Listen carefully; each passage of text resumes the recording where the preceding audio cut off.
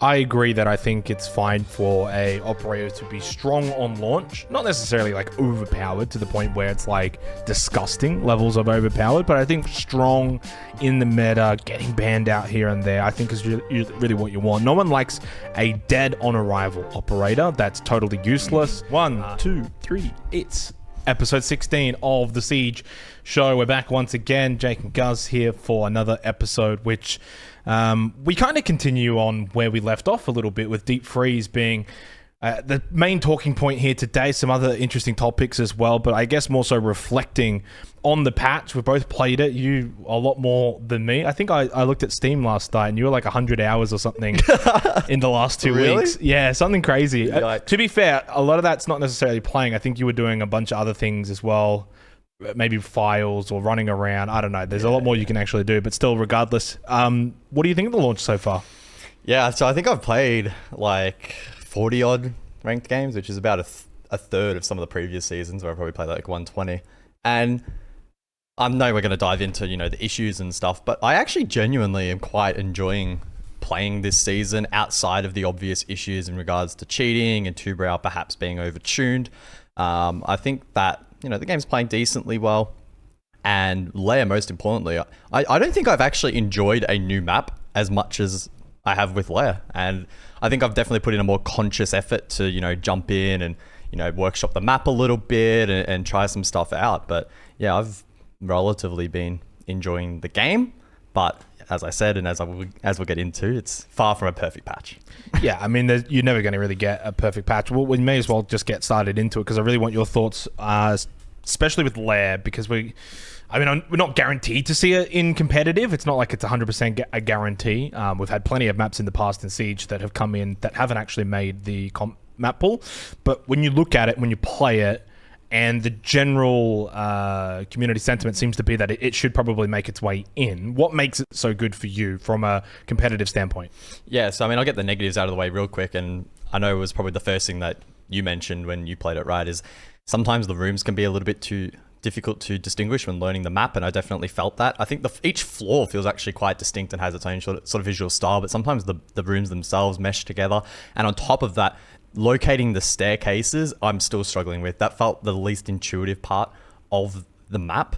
However, the actual objectives themselves, I think have, decent potential. I think it's going to take time to develop, vertical strategies and stuff into the maps. So we're going to have to see that play out. But I think there's enough in it that, post SI, I wouldn't be surprised if it makes it into stage 1. The sentiment seems to be positive in the community as well. I saw Macy J make a tweet saying he quite enjoyed it. I think Drip on TikTok was talking about it too. So I think the more interesting discussion though, and I think it was a talking point that Dev brought up when we were queuing ranked or whatever, is the community doesn't seem to latch on to maps in the same way that they do with operators in a positive light. It's very much, new map, it's shit, I don't want to learn it. And I've definitely made a more conscious effort this season to go in with a fresh mindset and a positive mindset and be like, hey, it's a fresh slate, it's a new map.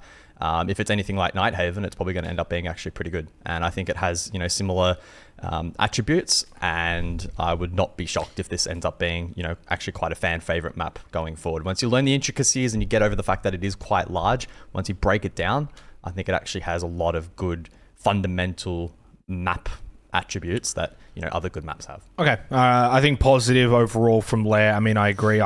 From when I played it, I actually enjoyed the environment.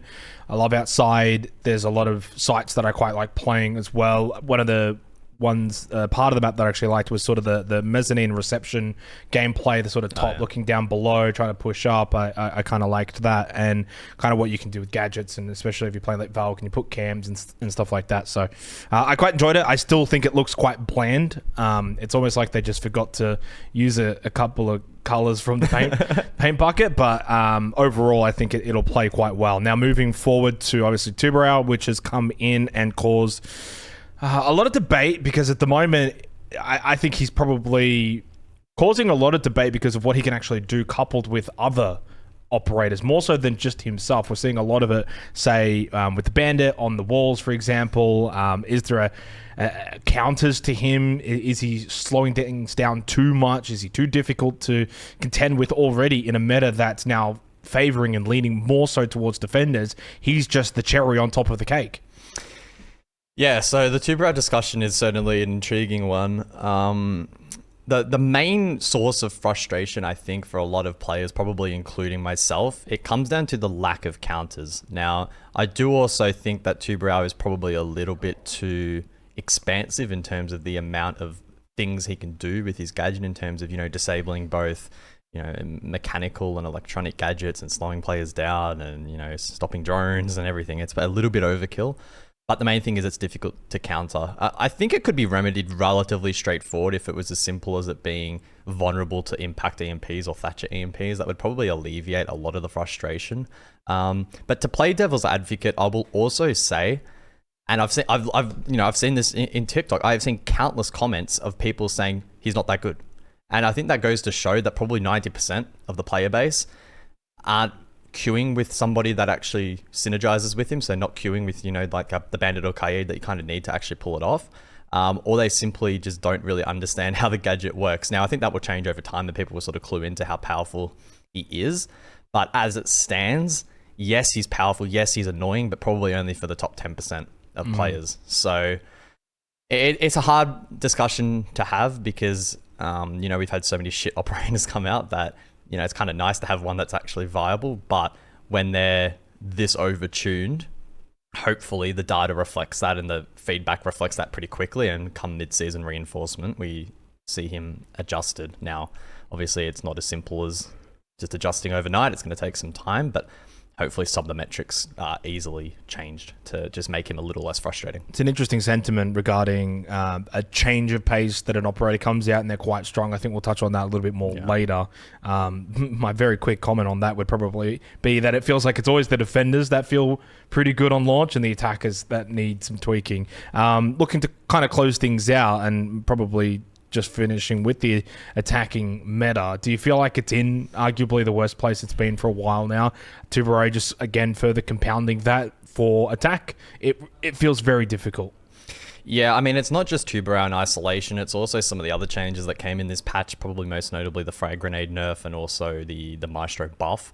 I know myself, and anyone that's probably played with or against me, I'd rate those that I'm just farming on the Maestro at the moment. Well, I wouldn't say I'm farming, but I'm playing a lot of Maestro because he's so powerful, which is then also kind of forcing the hand of the attack to play Dokkaebi, and if Dokkaebi's banned, well, good luck. So the attack is in a rough spot.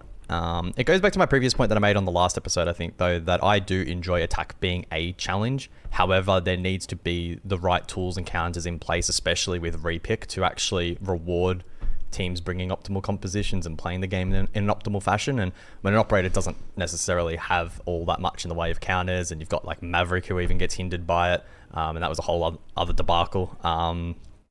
It's not in the best of spots, but there are operators, notably Azami, Solis, that we'll get into in a bit, but they are hopefully getting adjusted pretty soon. So I think that will alleviate it a bit. Finalising the patch, a couple of bugs that have been in and still in, to my knowledge as well. Yep. Warden, smart glasses, unfortunately not working against young Candelas, so that basically means Warden's just about useless. You're not really going to probably bring him at the moment. Mute. We saw the bug with him stopping the exothermic charges, so clearly something wrong there. Vault prompts, game crashes, and disconnecting. Those are kind of, I guess, the usual standards that you might get with a patch. So, yeah, look, not ideal, but people have to remember that this happens in every game. This is not like a Ubisoft thing or a Siege thing, and we're not just shilling. Like, every game has these bugs. Developers will always make changes, and then when you make changes in code, something probably breaks somewhere. So it's kind of like whack-a-mole, right? You change one thing, and it breaks 10 other things. And in a game as complex as Siege, with the amount of like interactions it has, you see the same in kind of like Overwatch as well, right? Where there's like so many complex niche interactions that can happen, and testing them all and having them all be reliable is really, really difficult. Like, I think the mute one might be linked to like the way Tubarao sort of works. It has like the same game state or something, and it just hasn't been. I'll give you an example from good old Dead by Daylight. I always love the examples I give from the games that I play, but like they've had patches that have come out where if you play a particular killer and you, like, I don't know, pick up a survivor, you just disconnect. You just DC. It's like, how does that even happen? How does that even happen? So, yeah, look, these things happen. It is what it is. I think the only other thing to really touch on this, because I've seen a couple of comments about it, is that, to my knowledge, the game was not delayed. The patch was not delayed for, like, primarily player-facing in-game issues like this. It was like back-end stuff that was, pretty bad. So I can kind of understand why people would be like, why is this stuff in the game if the patch got delayed? But I don't think these were the most pressing issues at the time. It just goes to show, again, the complexity behind this kind of stuff. I mean, clearly the patch would have been even more delayed had they spent every second trying to squash every second bug. So the frag grenade nerf, we very quickly touched on it, and you've got sort of listed here, right nerf, but wrong time. Is that something that you hold pretty strongly because you feel as if right now defender operators are in a good place, defensive meta's in a good place, and while something did have to change regarding frag grenades, maybe it's just come at a bad time? Yeah, I don't think the frag grenade nerf in isolation is necessarily bad. However, if it was up to me, I probably would have paired it with the eventual Azami change just to see how that would play out, because now, for instance, if Azami was holding a power position where previously you would maybe be able to vertinate it out or whatever, you kind of can't. And it just is boxing attackers into, pretty poor positions. So I still stand by. I think the nerf was justified and actually quite good, but maybe the timing was just a little bit premature. Well, you've played it a little bit now. What do you think? Does it feel fine? Like, are you already getting kind of used to the changes? I mean, yeah, I've probably... Or have you steered away from the frag grenades? Yeah, I mean, I've probably pivoted more to playing, floors and stuff like that to help clear that utility. That's pretty much my job. If they've got Azami, I'll play floors, and my job is just to clear keeper barriers, which not the most exciting gameplay, but when you're in a stack, it does feel rewarding. If you stack with me, that's usually my job. Your job is to go 0-6 on Bank. And while Dev Marta farms 15 kills on Blackbeard. No, it was 18. 18. He went 18-1. Yeah, cheater. No, I mean, you can definitely feel it. And it does sometimes feel quite nice as a defender to have a grenade thrown at you and know that you're not going to insta-die, and you can actually play off that. And sometimes it does force you into like a bad position. You might lose the gunfight as a result, but that's goes back to the attack, setting up that crossfire, doing a good job. So I don't think it's been completely detrimental to the game, but again, it can be a source of frustration for the attack when trying to clear utility. The last blog update on the 23rd of August mentioned some changes coming to particular operators. The future of Azami, Solis, Blackbeard now kind of up in the air. Interesting that you were obviously talking about Azami and any potential changes that would maybe come that way. I feel like Azami and Solis are probably in line for a nerf. Well, to what degree, we don't know. But I think when you kind of look at where the meta is right now, a lot of the complaints being that the defensive operators are too strong. There's too many of them that are too strong. These two in particular, in my mind, are probably going to get looked at. Do you just take away a couple keeper barriers? What do you do even with Solis? Yeah, so I actually put out a tweet for this and got pretty decent engagement and sort of just opened up the floodgates for people to give feedback. Azami, Solis, Blackbeard, sort of what they would change, do they need changing, whatever. I think the main sentiment was that probably Azami needs to lose a couple of keeper barriers and perhaps increase the refresh duration so that you can't get them out as quickly. And some other popular ideas I've seen, I think Athena made a tweet about it, was that the barriers themselves perhaps wither away over X amount of time, or they, how they have the 3-state like the 3 crack states, perhaps they slowly degrade over time so that you can't keep them up forever. What about just a set amount? Instead of refreshing? No, I think that would be a buff. Because it depends on how many you get. Depending on how many you got, but in theory, Azami is rewarded for staying alive. It's kind of like Legion, right? It's not like if you go for a spawn kill and get fucking killed, well, you're gonna have no impact in the round, unlike someone who can pre-place utils. So I don't think a preset amount... What if you just gave like three keeper barriers, but you maybe buffed the health state a little bit?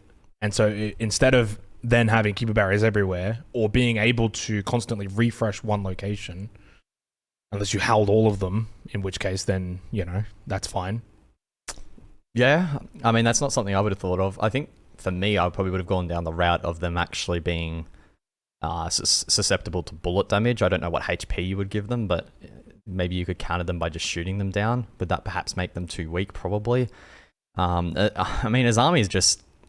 I feel like whatever state she's in, she's just going to be very game-changing, round-changing, because you can literally change the way in which you play so many power positions and play so many positions that you otherwise wouldn't. I think that's the key source of frustration. It's like, as an attacker, why the fuck should I be having to clear out these sorts of angles? It's only possible because they're playing Azami. So I think that the safest route would probably be to reduce the total amount and perhaps increase the refresh timer, and that way you don't have to change around how the barriers themselves interact. And then if it does become an issue once more, then perhaps look at changing the characteristics of the barrier. Yeah, it's a very tricky task, and you also don't want to then nerf it to a point where then the operator's useless. No, either. because she's actually got pretty interesting dynamics, and there was a lot of excitement around her ability to do that. So what do you do with Solis?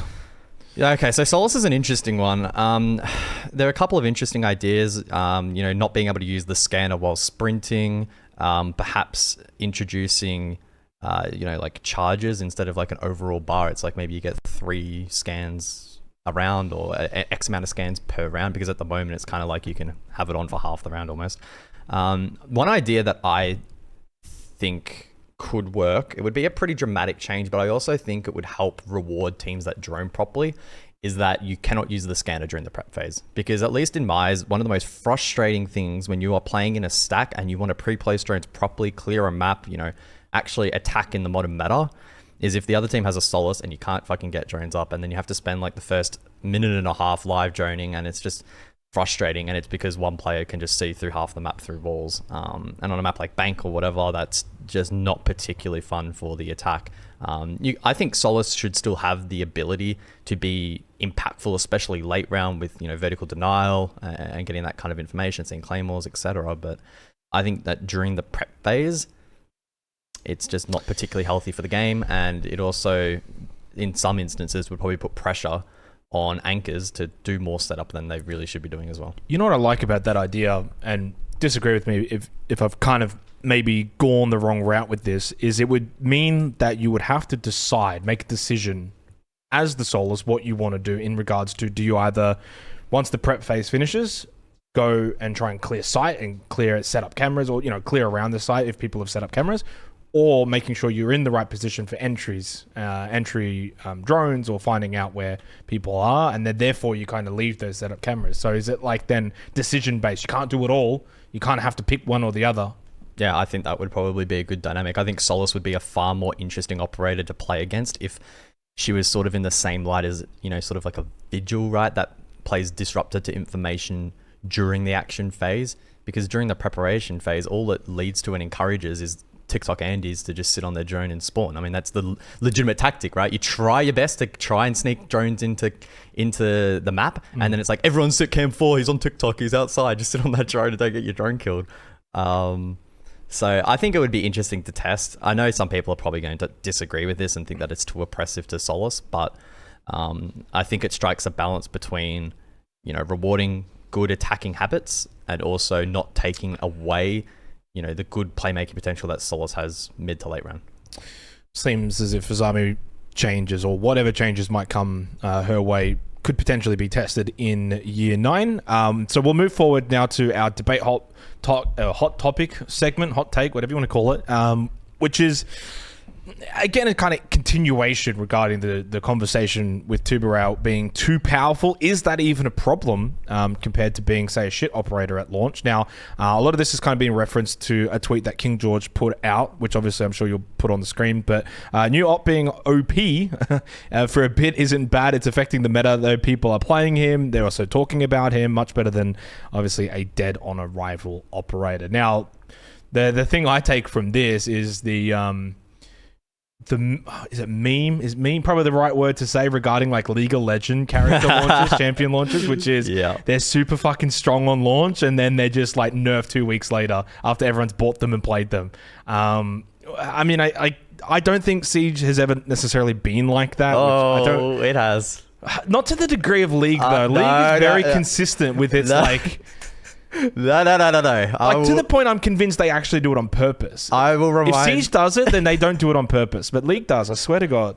Okay, I don't think Siege did it on purpose, but Dustline, Blackbeard, Day 0, Indestructible was the shield. Right. Then at launch, 800 HP.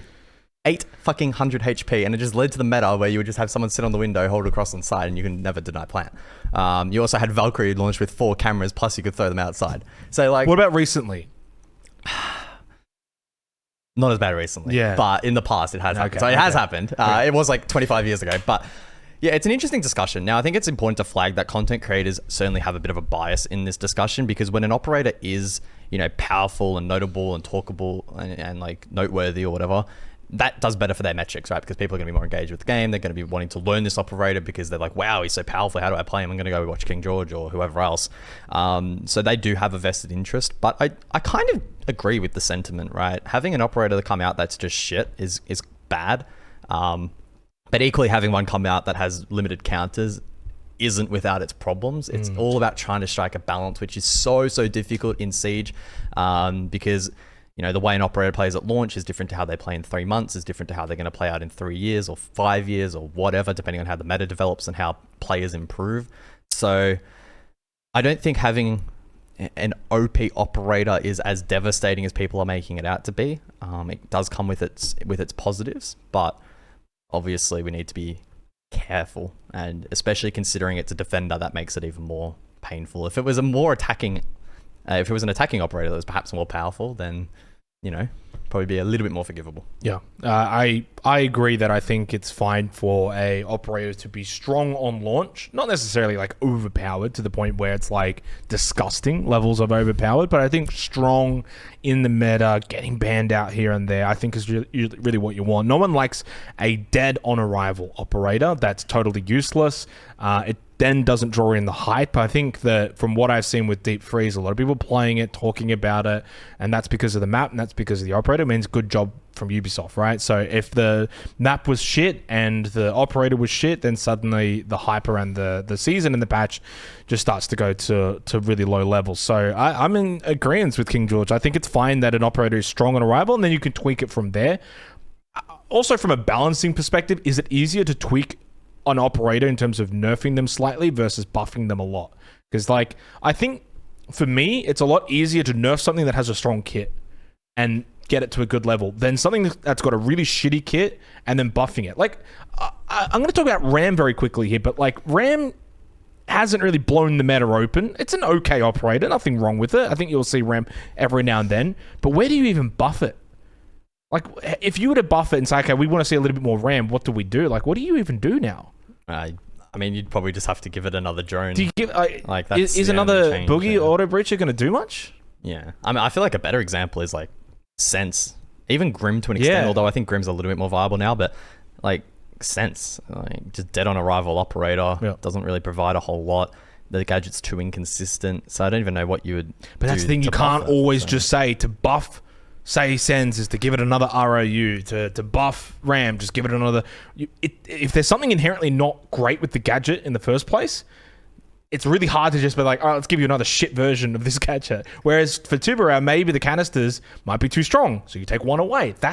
You can do that a little bit better because you take one away because it's so strong that by having one less, it's still okay because now the gadget's good enough. So I think it's better for the operator to be strong and nerf it than shit and buff it. Yeah, I mean, the only caveat to that is that hopefully it doesn't take forever to nerf, because back to the Blackbeard Valkyrie example, Lion obviously ended up having to be quarantined after forever because people were begging at the high level for it to get nerfed. Hopefully it is proactive. If the data suggests and the feedback suggests come a couple of weeks time, they need to be ready and prepared to change it for the mid-season reinforcement for SI, because that is likely going to be the last patch before SI. And if Tubarao ends up being this strong and teams find a way to make it viable to duo on a wall with a bandit and a turb, and no one wants to ban either of them out, it is going to be hell on earth for the attack. Yeah. So another thing that shout out Dead by Daylight, but another thing that they do that again, and the reason why I bring it up is just because I don't really see other developers doing this. So every time they put out their big patch, new map, new killer, etc., every single time, whether the killer's good, killer's bad, whatever, they do a 1 month later update to do any tweaks. And that doesn't matter if it's good, they'll just be like, all right, everything's fine, we'll just do some minor touches or leave it. Or if it's really bad, then they'll do some buffs. If it's really good, they'll do some nerfs. So every single time, regardless of community sentiment, regardless of so they do the PTR first, and then they bring it out, and then they do a 1 month update, and then that's kind of their cycle. Like just I just can't believe you're such a big DBD fan. That's all. it's Are you gonna get the? Have you seen the new skins that are coming in Siege? They actually look pretty sick. This is a good segue because the DVD skins in Siege. We're not actually hashtag not sponsored. not sponsored. Well, I mean, I'd like to be, but no. Look, it's something that I think Ubisoft could do is to create this environment where the community can know that if something's too strong or too shit, it is going to get looked at. Because that's what I feel like is really strong about what DBD do, is that this killer's a bit shit, but it's fine because I know in a month they will do their check and then they'll buff it. And I think that's kind of what you would want in this case. And it's not about what they actually do. It's just about the knowledge that something is going to be done. I have no fucking idea if Ubisoft are going to look at Tubarao and just leave it for 9 months. Yeah. We just don't know. Like at least we've gone in that update, for Azami, Solis, and whilst you could argue that the time frame for these changes is quite long, it has been acknowledged. So I assume one way or the other Tubarao will be acknowledged in the mid-season reinforcement patch. Whether he actually gets changed, I don't know. When are the DBD skins coming, by the way? I don't know. All the content creators have got them in the game, but you can't buy them yet. The Siege versions have actually been out on Dead by Daylight for a little bit. I mean, like we said, you can play Tubarao and DBD before you can play him in R6. I think I saw the Huntress one. You probably don't even know who Huntress is. No idea. And it actually was straight up the killer from Dead by Daylight in Siege. Like that was a 1-for-1 copy. Is that the Capcan or the I can't remember. The Finker's the one with like the bunny ears? I honestly, it would have been Finker then, the bunny ears one. Yeah. So they look cool. So. It looks cool, and they've been able to get the exact likeness, which is really good. So that'd be pretty cool. Is that your main in DBD? No. I have no idea. No. But I think that one thing that Siege has continued to do well is continue to kind of explore these deals with like other brands to get their skins in. Obviously we had like Halo, for example. We've had like Rick and Morty and stuff like that. So very slowly but surely, outside of Fortnite, Siege is becoming the kind of game that like you can get some wacky crossovers. And if that continues, that just does nothing but build a really good kind of database of skins and crossovers and, bringing other fans into the genre and the game. Yeah. And no doubt probably good for the marketplace if they're sellable. Interesting. They actually made a tweet about marketplace the other day, and they used the term glacier in the tweet, and there was so much controversy over whether or not it will be sellable. And I was very careful in my tweet saying it suggested that it would be sellable. So I don't know if it's confirmed, but yeah, no more updates really in regards to when that's going live. But I am still eagerly awaiting to snipe some items. But I tell you what, I'm going to be on that marketplace 24/7 if it's any good. Well, as soon as we get you access into that, I'm sure we'll be all over it on the Siege show. Moving to the esports segment, not really much. We're very much in the kind of off-season portion, pre-SI. So Bolo does confirm he's joining Dark Zero, which we mentioned, I can't remember if it was the last episode or the one before that NA Leakers had brought it up, which has again got a pretty good strike rate. Yeah. It's like a solid 90%, and Nerf has also joined. So I think that's Dark Zero done now in terms of its changes heading in towards SI. Yeah. So I eat my words. I wasn't particularly confident that Bolo would join, and I'm still skeptical to an extent as to whether or not he's actually going to, be in there for the long haul, and they'll be able to build a bit of a team around this. But I think it is a good boost, the marketability of the esport as well. All the Bolo fans will be back in chat, so that's always a positive. And so what you're saying is Jinxie should join a team? if there was console pro league, yeah, maybe. I mean, maybe just sign Jinxie. Just seen a couple of his 1v1s. I don't know if he's joining any teams. For Nerf as well, though, yeah, he managed to escape the clutches of Eminem, so that's probably a W for him. And hopefully, he's actually getting paid now. So I think Dark Zero will build something here, but again, it's going to take time. As is always the case leading into these events, and especially if Tubarao ends up being powerful, there's going to be huge meta shifts, nades nerfed, etc. So it's already challenging to sort of say who's going to be favored in this. Dark Zero historically have been a team that love to play a very traditional brand of Siege, quite slow setup plays, execute. It's not quite as like fluid as like the Brazilians or whatever. So I actually kind of feel like Tubarao is going to fuck them, but who knows? They might be able to pick up the pace a bit with these two. I wouldn't be surprised if Tubarao does get a couple of little tweaks, changes before SI, though. It's still a couple of months away. So, I mean, we'll see. There'll be a patch. And speaking of that, a couple of months then at least for Dark Zero, for Bolo and Nerf to sort of join in, get sort of warmed up, especially for Bolo back in that Scrim environment and Pro environment. He's got at least a couple of months. I mean, permitting sort of what he ends up doing over the Christmas break and stuff. But clearly, at least some time. But talk about one way to make your way back into Pro Siege. Just straight to SI. Just skip the rest of it. Screw Pro League. Just straight to SI. I'm curious to see how they'll go, because quite honestly, I thought Darkseer were going to do a little bit better at Atlanta, and clearly they and a lot of the other North American teams did flounder quite a bit. So it won't be the last changes we'll see from teams heading into Six Invitational, that's for sure. Yeah, I'm not even entirely sure what the regulations are surrounding the transfer window. I can't exactly remember, so I don't know if there's going to be at this point in the season. It has to be like, I can't remember if the window's before or after SI. I'm sure someone can clarify. I always forget. They might have changed it this year. It's not like you can change your whole roster. Yeah, there's still roster lock requirements, I believe, but yeah, it's going to be interesting to see how many more shuffles there are. I mean, you can make the argument, if you're one of the top 20 teams, do you need to be making changes? But I guess it's trying to get the edge on the other 19, right? So, well, I think when you kind of think about your performance at Atlanta, for example, you look at that and you think not much will necessarily change between now and Six Invitational. Are we behind the curve in terms of the likes of W7M, the Brazilians, for example, hell, even the European teams? You know, you got the return of BDS. You know, G2 will probably come a little bit better. Well, BDS obviously not going to be at SI, but like the competition is rising. So I think for me, you probably make those changes. One, because Bolo's available and wanting to play. Yeah. So there you go. That's one. So, and also because you didn't quite perform to the level maybe you were hoping for at Atlanta, therefore changes.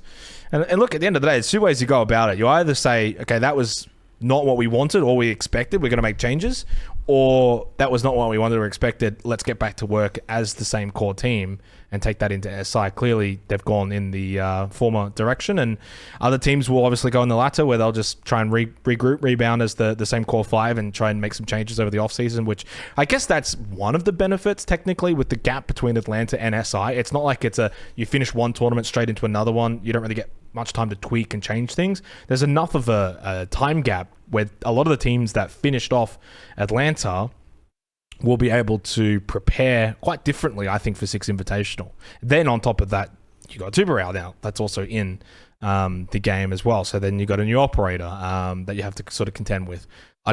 Lair's not going to be obviously in the map pool, so that's not going to be a factor for Six Invitational. But still, nevertheless, I think one thing to sort of keep in mind is the teams that did well at Atlanta might not necessarily do well at SI. And those that did poorly might do a bit better at SI. A lot of things will change between Atlanta and Six Invitational. So, which I don't know if that's a good thing or a bad thing. I mean, it's always the thing in Siege. I mean, we got W7M building the dynasty, but you know, outside of that, results are not consistent. So no.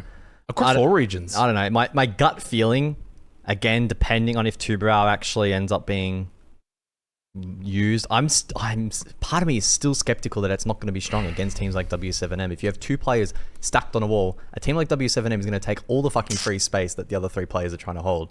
And I think it's probably going to just continue to better reward teams that are fluid and aggressive and find small openings. So I don't know. I think it's still going to be a Brazilian tournament. But obviously, I would be more than happy for any other team from any other region, especially APAC, to actually do pretty good. So. All right, so with that, we'll probably look to close things off for this particular episode. Hard and fast. We haven't necessarily dragged this one out. I think the plan for us is to probably film one more episode before Christmas, before the break, hopefully, for the Siege show. And obviously, we've got some other episodes from Jake and Guzz, which is us. Yeah. The show, Jake and Guzz show. Coming out as well. So we've got heaps of content throughout the Christmas break. Big thank you to everyone once again for tuning in, for watching. You have any thoughts, comments, put them down below, especially regarding Deep Freeze, Tubarao, Lair. Let us know how you guys are finding the patch and what you're looking forward to, especially for Six Invitational on the other side of the holidays. For our patrons though, of course, well, we're going to be continuing to talk. We've got some interesting discussions coming up, not necessarily related all that much to Siege. There's been an interesting incident over in Counter-Strike, and also we're talking about cheaters and cheating, especially in Siege, over in our Patreon exclusive. That is happening now for those that are, of course, a part of Patreon. For those not, well, make sure you hit that subscribe button. We'll see you on the next episode. Much love.